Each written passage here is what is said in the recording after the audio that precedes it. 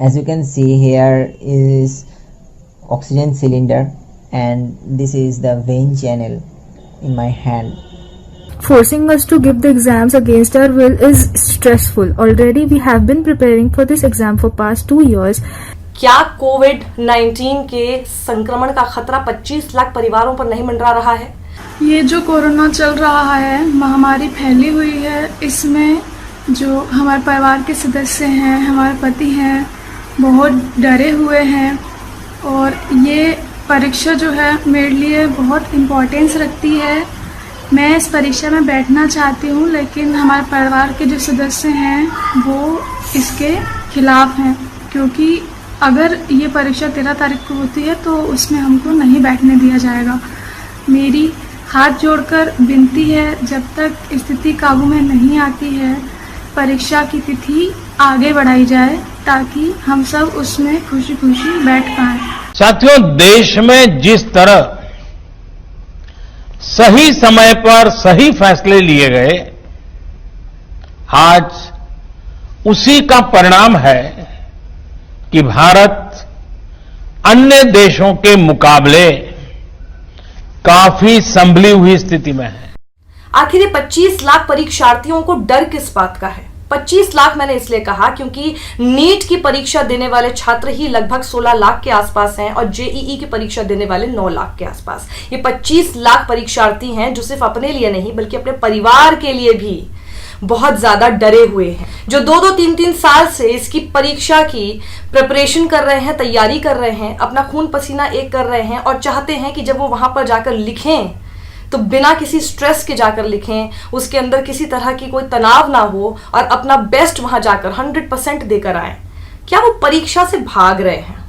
परीक्षा से नहीं भाग रहे हैं, उन्हें डर है और डर भी वाजिब है।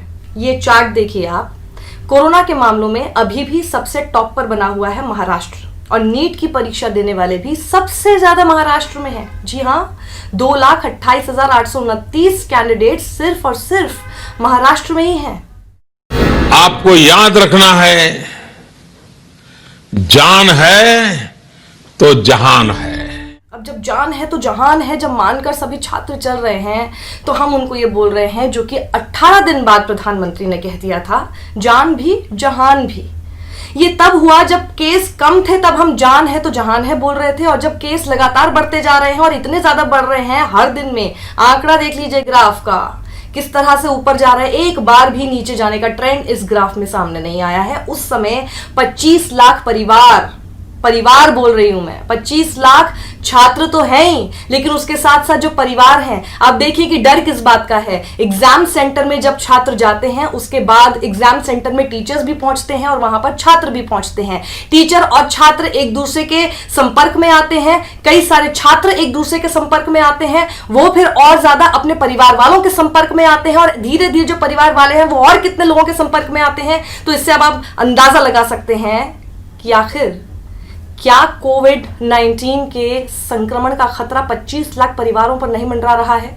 वो अपनी हेल्थ के बारे में अगर सोच रहे हैं तो उसमें गलत क्या कर रहे हैं? सुप्रीम कोर्ट ने जब ये आदेश दिया तो ये कहा कि छात्रों का भविष्य अंधकार में नहीं रखा जा सकता। बिल्कुल वाजिब बात है, छात्रों का भविष्य अंधकार में नहीं रखा जाना चाहिए, लेकिन एक और पहलू है जो कि छात्रों का ये है कि क्या उनके स्वास्थ्य को अंधकार में रखा जाना चाहिए, क्या उनके स्वास्थ्य के बारे में नहीं सोचा जाना चाहिए। और इसी तरह की प्रतिक्रियाएं कुछ ट्विटर पर जो मेरे सामने आई वो आप जरा देखिए। कई लोगों ने व्यंग के तौर पर लिखा कि ठीक है, हमारी मौत हो जाएगी, कुछ लोग संक्रमित हो जाएंगे, कुछ लोगों की मौत हो जाएगी और फिर जो पॉलिटिशियंस हैं उनको पॉलिटिक्स करने का मौका मिल जाएगा, अपने तरीके के हैशटैग चलाने का मौका मिल जाएगा। और हाँ, मीडिया जिसके लिए कोरोना और ये केसेस और हमारे जैसे लोग जो छात्र हैं 25 लाख वो मैटर ही नहीं करते, वो अपनी टीआरपी के लिए हमारा मुद्दा भी नहीं उठाएंगे।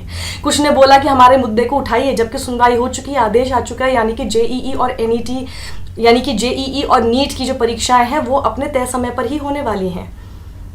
किसी का ये भी कहना है कि हमारे परिवार वाले जो हमको वहाँ छोड़ने के लिए आते हैं, जो सेंटर पे एग्जाम सेंटर के बाहर हमारे लिए मौजूद रहते हैं, क्या उनके लिए प्रॉब्लम नहीं है?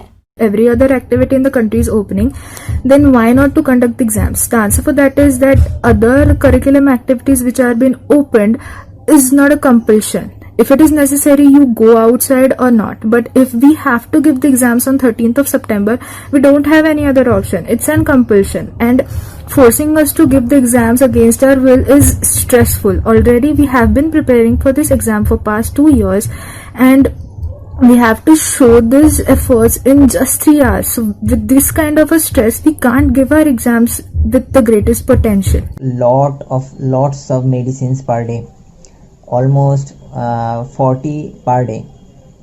As you can see, here is oxygen cylinder, and this is the vein channel in my hand.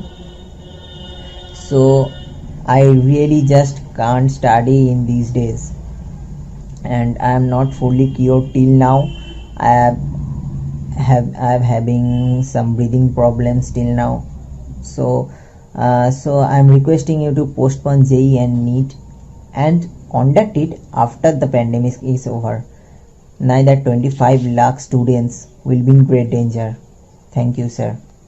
ये वही छात्र हैं जो आने वाले समय में हमारा भविष्य बनेंगे। ये वही छात्र हैं जो आने वाले समय में, जिन्हें अभी हम कोरोना वॉरियर बोलते हैं, आगे चलकर वो कोरोना वॉरियर बन सकते हैं। लेकिन हम उन्हें कोरोना वॉरियर बनने के लिए आगे भी खतरे में झोंकेंगे, उससे पहले उन्हें एग्जाम पास करने के लिए भी हम उन्हें खतरे में झोंक रहे हैं। और उस खतरे की वजह से, उस डर की वजह से, क्या वो अपनी बेहतरीन परफॉर्मेंस दे पाएंगे? क्या हमें अपने छात्रों के बारे में, जो कि 25 लाख परिवारों से जुड़े हुए हैं, उनके बारे में नहीं सोचना चाहिए? सुप्रीम कोर्ट ने अपना फैसला सुनाया। सुप्रीम कोर्ट ने हालांकि इस बात पर विश्वास किया है कि सरकार अगर ये बात कह रही है, एनटीए बात कह रही है कि भाई हम स्टैंडर्ड ऑफ प्रोसीजर्स का पूरा ध्यान रखेंगे, प्रिकॉशंस का पूरा ध्यान रखेंगे, लेकिन उसके बावजूद छात्रों को ये डर है कि ये सिर्फ कहने वाली बातें हैं। जब वहाँ पर पेपर होने शुरू होंगे, उसमें किसी स्टैंडर्ड ऑफ प्रोसीजर का नामो निशान देखने को मिल नहीं पाएगा। जहां इतने सारे आपको टेस्ट कंडक्ट करने हैं, वहां पर ये बहुत मुश्किल हो जाएगा कि हर किसी के बारे में आप सोच पाए कि खतरा ना हो और संक्रमण ना फैले।